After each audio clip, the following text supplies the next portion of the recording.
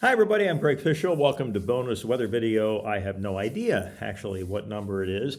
All I know is that I was up until 5:30 on, what would it be? This is Wednesday, so Tuesday morning, trying to get a couple of animations in PowerPoint just the way I wanted it. And I finally achieved that, only to find out that the file was corrupt and the PowerPoint couldn't open it. And there were a bunch of tutorials online that showed me ways to repair it. None of them worked. So then I found out by accident later on today that Keynote, which is Apple's version of PowerPoint, was able to open the file and nothing was missing, but all of the elements in the show were out of order and corrupt and all of that. So I finally decided that why don't we take a trip back in time, back to maybe the 1950s, for those of you that are old like me, and let's do everything on one slide with a telestration program and just draw some pretty pictures instead of relying on all this other stuff, okay? So let me know what you think of this, and if you like it, we'll do a whole series on radar, just like this. Pardon my sarcasm. All right, so back in World War II, there were some aircraft that were flying around with radar, and they noticed that certain types of precipitation, like raindrops, were causing echoes, and they were in some cases reducing their ability to see enemy targets.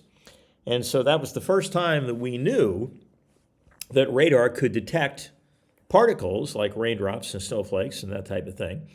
And so the name was given, I believe, by the US Navy, radar, which stands for radio detection and ranging.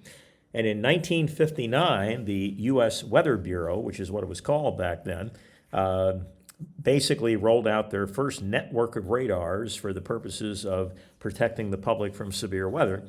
And then that network was updated in the late 80s and 90s. That was called NEXRAD, which is when the Doppler radars were rolled out.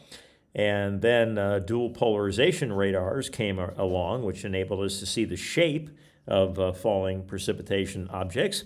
And there's something new coming down the pike not too far in the future called phased array radar. So in less than 100 years, there's been quite an evolution in terms of what radar can do and what it can see. But even with all of that, there are still some limitations. And so we'll talk about that in a future video.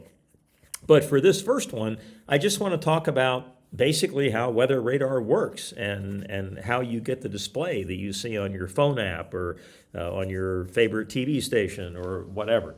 So we have our trusty little radar down here. Let me see if, hopefully you can see my cursor. So the radar is right there. And then we have our trusty little raindrop up here. Now the radar itself actually sends out pulses, okay?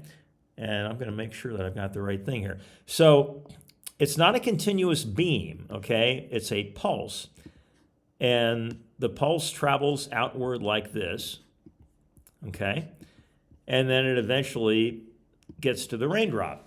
Now, a part, not all, but a part of the energy that bounces off the raindrop comes back toward the radar. So I'll denote that by a dotted line, okay? So this is what we call the radar echo. If you can imagine standing in the middle of Manhattan and you can convince everybody on the streets to be quiet for 5 seconds, okay? That would be a real accomplishment. And then you scream bloody murder for a few seconds and the sound comes out of your mouth, bounces off a skyscraper wall, and then comes back to your ear. And so it's the same principle here. That's why we call it a radar echo. And eventually, that returned energy gets to the radar itself.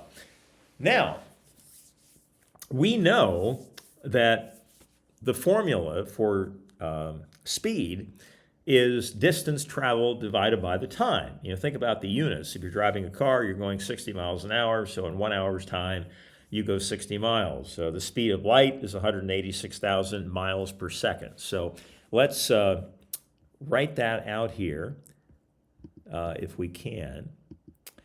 And we'll say that speed is equal to distance traveled divided by the time. Well, if you solve that equation for distance, okay, what you end up with is distance